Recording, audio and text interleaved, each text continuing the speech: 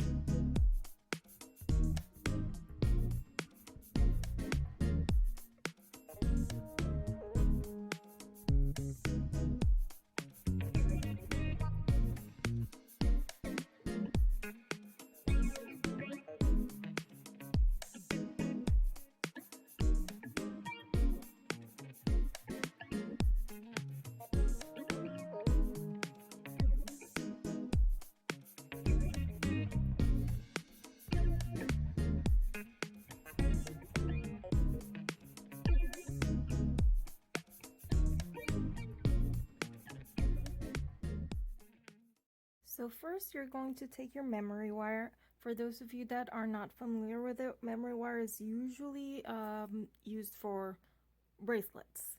But ever since I discovered this like 20 years ago, I have been thrilled because I love big earrings, and this gives me the freedom to make them super big and usually not very heavy. I do have two different ones. I don't know if you can tell the difference here. There's a very shiny silvery one, and there's like a little bit less shiny one here, more nickel type plated. So the difference is, I don't remember where I got these from exactly, but the very silvery one has gotten tarnished over the years. So that's something to look for when you get that. I don't know if these come in tarnish resistant type metals. Haven't done the research, so you can check that out if you want. For this video, I'm just going to use this one. So just so you have an idea, depending on the type of earring you want to make. So this one I covered with the gummy thingy, pony lace thing, and left it quite simple. Dangled the ribbon here. Then these, I put beads hanging from the middle and just left the wire exposed. I have made tons of these variations and everything, so you can just fill these up with beads all the way up. That'll give it a very nice full look. You can do anything your imagination lets you. So just think of a design and then go with it. The first thing I do always is I just begin with tying the ribbon onto it, and then I sort of get a feel of what I want to do and I go with it. So first you want to cut the memory wire you want to use. Please keep in mind that when you're cutting it, you want to cut more than you need, just because when you twist the ends in and make a loop, it will take up some wire. So I usually try to go with more rather than less. So here, let it sort of loop as it would naturally, and then just try to look, I try to do like an inch more. So instead of cutting it right here and making it that way, which will cause it to separate once I make the loops, we just want to cut a little bit more. And if you want to have separate wire cutters for these, that's good. I use these because they're heftier than the normal ones that come with my pliers. So I'm gonna go ahead and cut here. So if you see, I left this whole space so that when we loop it in, it'll be less of a chance that it'll be like this. Then we can cut off any excess once we're going to do the second loop, but it's better to have too much than to cut too little. So go ahead and cut 2 of those for your earrings. If you're just doing a pendant, you can just cut 1. So there we have 2 pieces. Now you want to cut your ribbon yarn. If you find this, oh my god, you're so lucky. I stopped finding this at craft stores and I think they discontinued it. It's the Lion brand yarn and it says ribbon yarn. So if you find something similar, you just want it to be flowy. You can use scraps of fabric torn really thin. I have used the scrapbooking type decorative yarn and stuff. You can use whatever you want, but I really enjoy how these came out, and I am so sad that I only have 3 spools. So you want to go ahead, I cut usually 5-inch strips, so that's where your handy dandy measure comes in play.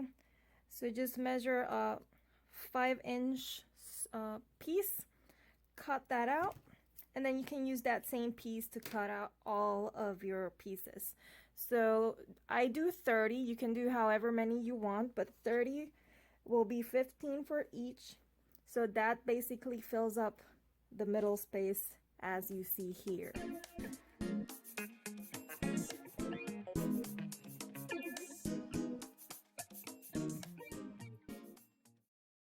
I already cut my 30 pieces. I divided them into 2 groups, 15 for each, because it happened to me that I'm midway through making these, just picking them up from a bunch, and then I have to count how many I've put on each. So if you have a better mind than I do, go ahead and just leave them in one pile.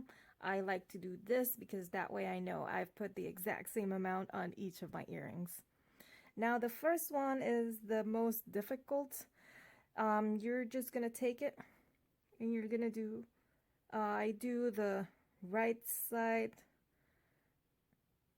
left side type knot. I don't know if that's the square knot, but I like to do that. So once the first one is done, see, now I can't even remember what side I picked it from. You'll do the same with the other earring. I like to work both at the same time. That way I do the same thing on each end. That works for me. You can do however you like. So now that we have the first one, this will be basically the middle one. So you want to sort of look at the middle part of the top between the 2 edges you cut, and then just eye it down to the middle and bring it to the middle part. Now your glue comes in. This is optional. I have made some without any glue and they have not come out. So, but now I've decided I prefer the glue just to be super safe for the ones I sell.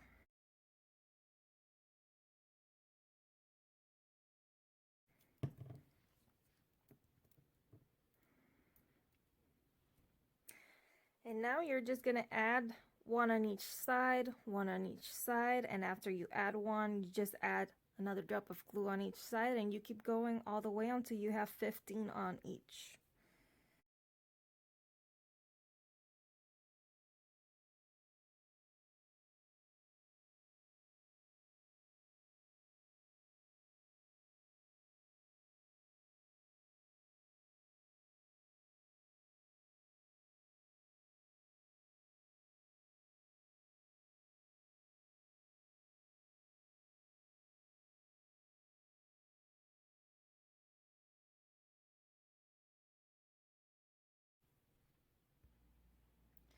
Now that you've finished gluing on all the knotted ribbon, remember the glue looks white now, but it'll dry clear. Now you get to the side if you want to put beads around it. For this, I chose some beads in the similar colors as the ribbon has. I don't know if I'll end up using all of them, but that's a good idea if you want to sort of spark your inspiration. Just look for pieces and beads that you have in similar colors, or you can just go with one or two colors that you want to bring out. So it's all up to you. So I have some Swarovski bicones, some crystal bicones, and seed beads, and some faceted beads, and some turquoise rondelles. You can use spacers if you want to bring out silver or anything. Let your imagination flow. Now, as I always say, is the most difficult part, choosing the design you want to make around with your beads. You can just leave them like this and just think about something that you would like to hang in the middle. So if you want to just use a charm or something and embellish that, you may do so. Or you can just do both, embellish the sides and then hang a charm in the middle. Now that you have put beads on either side of your earrings up all the way until you want it, you're going to make the loops so that you can hang your ear hook and anything you want to hang from the middle part. So I'm going to take my wire cutters, and I think I'm going to cut off this much. So be careful with your eyes. The wire does tend to fly wherever it wants to. Now I'm going to loop it. You're going to loop it in the same sort of direction that the wire is curving towards. I have tried it the other way and it's terrible. So away from me, away from me, away from me. Now you can leave it like that, a little bit open, or you can just bring it and double it up a little bit, like so.